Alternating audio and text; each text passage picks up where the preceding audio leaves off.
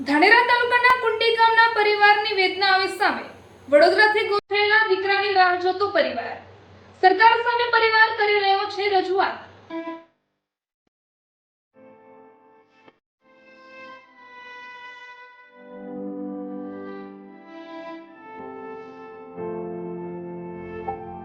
ધાનેરાના કુંડી ગામના પરિવારની વેદના આવી સામે। સાહેબ, ગમે ત્યાં શોધો પણ અમારા દીકરાને પરત લાવી આપો। ઘેર પરિવાર સાથે દીકરીઓ રાહ જોઈને બેઠી છે। ધાનેરાના કુંડી ગામનો પારસ વડોદરા ખાતે અભ્યાસ કરી રહ્યો હતો। બોયઝ હોસ્ટેલમાં રહેતો વતનથી અભ્યાસ માટે 26 એપ્રિલે બરોડા આવ્યો હતો। પારસે પરિવાર સાથે 27 એપ્રિલે માતા અને બહેન સાથે છેલ્લી વાત પણ કરી હતી। ત્યારબાદ દીકરાનો ફોન સતત બંધ આવતા પરિવાર ચિંતામાં મુકાયો। 2-3 દિવસની રાહ જોયા બાદ પિતા બરોડા પહોંચ્યા અને ત્યારબાદ સમગ્ર હકીકત સામે આવી કે પુત્ર તો બરોડા પણ નથી। તમામ શોધખોળ કર્યા બાદ વડોદરા પોલીસ મથકે દીકરો ગુમ થયાની ફરિયાદ નોંધાવી। જે સમયને એકાદ માસ વીતવા છતાં પુત્રની ભાળ ન મળતા પિતા પરિવાર પર આભ તૂટી પડ્યું છે। જેઓ પોલીસ તંત્ર અને સરકારને વિનંતી કરી રહ્યા છે કે ગમે ત્યાં ગમે તેવી તપાસ શરૂ કરીને પણ મારા પુત્રને પાછો લાવો। પોતાના 3 સંતાનમાં 2 દીકરી અને એકનો એક દીકરો હતો। ખૂબ શાંત સ્વભાવનો દીકરો ગાયબ થતા પિતાએ સીએમ ભૂપેન્દ્ર પટેલને મૌખિક રજૂઆત પણ કરી છે। દીકરો શોધી આપવા વિનંતી કરાઈ છે। બીજી બાજુ બરોડા પોલીસે પણ 5 રાજ્યમાં શોધખોળ કરી છતાં નક્કર કડી સામે નથી આવી। દિલ્હી રેલવે સ્ટેશનના લોકેશન સામે આવ્યા બાદ અન્ય કોઈ સુરાગ પણ સામે આવ્યા નથી। પોલીસે પણ અલગ અલગ જગ્યાએ તપાસ કરી, સીસીટીવી જોયા પણ નક્કર પુરાવા ન મળતા શોધખોળ મુશ્કેલ બની છે। લાસ્ટમાં 27 એપ્રિલે બરોડા એસબીઆઈના એટીએમમાંથી પૈસા ઉપાડતા અને 28 એપ્રિલે બપોરે 2 થી 3ના સમયમાં દિલ્હી રેલવે સ્ટેશન હોવાની વિગતો સામે આવી હતી। પણ ત્યારબાદ કંઈ પણ ભાળ ન મળતા માતા પિતાની સાથે 2 બહેનો ભાઈ માટે આંસુ સારીને આજીજી કરી રહી છે કે સરકાર અને પોલીસ તંત્ર ગમે તે રીતે કરીને અમને અમારો ભાઈ શોધી આપો। દીકરો ગુમ થતા પરિવારની આંખમાં આંસુ સુકાતા નથી। ભાઈ વિના બહેનો ટેન્શનમાં છે।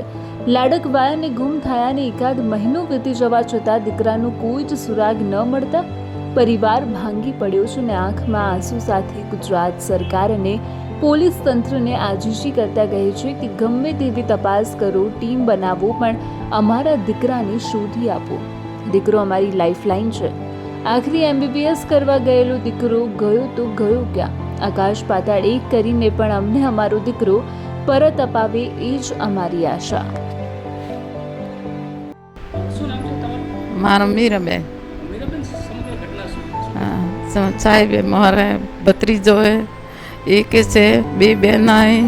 ઘરે અમે રીતિ વીતી ઘણી બાતી નહીં બહાર ખાવારી એન આ વડોદરાથી ભણવા મેલ્યો તો સાહેબ તે કઠિન ગયો।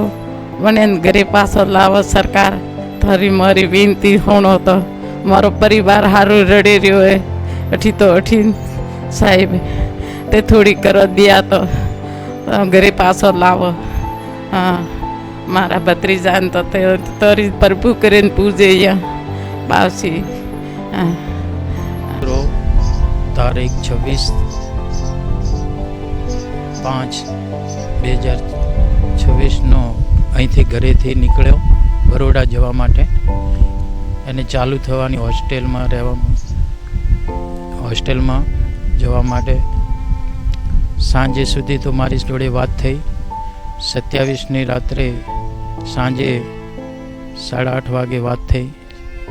એના પછી ત્યાંથી નીકળી ગયેલો હોસ્ટેલમાંથી। છેલ્લા MBBSના છેલ્લા વર્ષમાં એની ઇન્ટર્નશીપ 1લી તારીખથી ચાલુ થવાની હતી। અમને 28 તારીખે અમને ખબર પડી કે એનો ફોન સ્વિચ ઓફ આવે છે। અમને ચિંતા થવા લાગી કે ફોન સ્વિચ ઓફ કેમ છે। અમે તપાસ કરી, તાત્કાલિક અમે બરોડા પહોંચ્યા। બરોડા પહોંચ્યા પછી હોસ્ટેલમાં રૂમની અંદર જોયું, લોક મારેલો। પછી બીજા વિદ્યાર્થીઓ ભેગા થઈ, છોકરા થોડા આવેલા હતા કારણ કે વેકેશન હતું। એક દિવસ બે દિવસ પહેલાં અહીંથી નીકળી ગયો. ત્યાં રૂમની અંદર તપાસ કરી, કંઈ તો નહોતો. પછી અમે રहुआ પોલીસ સ્ટેશન ત્યાં પહોંચ્યા, ફરિયાદ આપી અને એમનાથી તપાસ કરી. તપાસ કરતાં કરતાં સીસી ફૂટેજમાં તમે બરોડાથી ત્યાંથી જોવા મળેલો રેલવે સ્ટેશનમાં ઉપર, અને ત્યાંથી દિલ્હી ટ્રેનમાં બેઠેલો અને લાસ્ટ છેલ્લું લોકેશન દિલ્હી રેલવે સ્ટેશનથી ઉતરતા જોયેલો. એના પછી કોઈ લોકેશન અમને બતાવતું નથી. તપાસ કરતાં પોલીસ ટીમ પણ ત્યાં દિલ્હી પહોંચી. પછી હરિદ્વાર, કાશી અને મથુરા ત્યાં આગળ પણ અમારી સાથે પોલીસ ટીમ હતી અને તપાસ કરવા આજે સુધી કોઈ તથ્ય લાગેલ નથી. મહિનો થઈ ગયો, તેમ છતાં હજુ મારા બાળકનો કોઈ પત્તો છે નહીં, કોઈ બાળ મળતી નથી. અમે પછી સચિવાલય મુખ્યમંત્રી સાહેબ શ્રીને પણ મળેલા. એમને પણ અમને સારી પ્રોત્સાહન આપેલું, તપાસ કરીશું અને કરવા માટે ખૂબ સાહેબે પણ સારી એવી વાત કરી.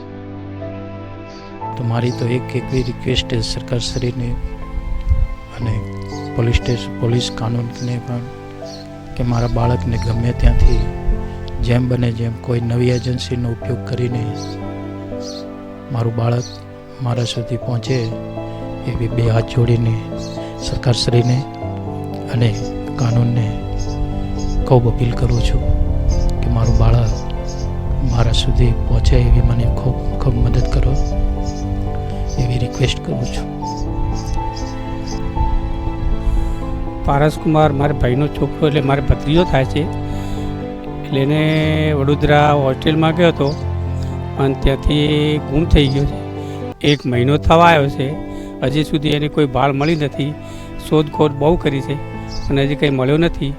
વચ્ચે ગાંધીનગર મુખ્યમંત્રી ભૂપેન્દ્રભાઈ સાહેબને મળ્યા હતા, એમને આશ્વાસન આપ્યું હતું અને પછી એમને અમારા રૂબરૂ કમિશનર સાહેબને પણ ફોન કર્યો હતો અને એમને કીધું હતું કે ભાઈ મારે પરિણામ જોઈએ છે એવું સાહેબે વાત કરી લીધી, પણ હજી સુધી કંઈ ભાળ મળ્યો નથી.